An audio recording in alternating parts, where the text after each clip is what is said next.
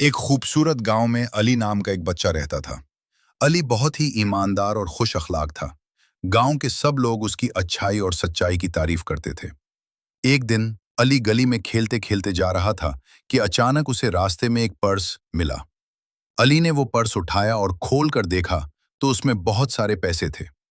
अली ने इधर उधर देखा कि शायद पर्स का मालिक कहीं नजर आ जाए, लेकिन वहां कोई भी मौजूद नहीं था।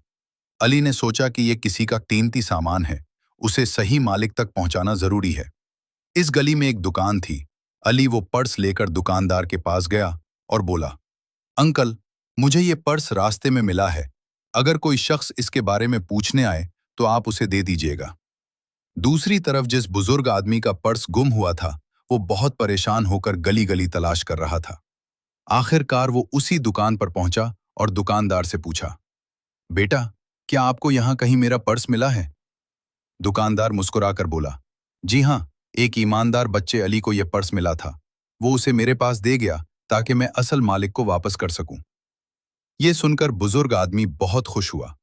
उसने पर्स खोलकर देखा तो उसमें सारे पैसे सही सलामत मौजूद थे। वो बहुत मुतासिर हुआ और फौरन अली के घर गया। बुजुर्ग ने अली को ढेर सारी दुआएं दी और कहा, बेटा, तुम बहुत ईमानदार और अच्छे बच्चे हो। अल्लाह तुम्हें हमेशा खुश रखे।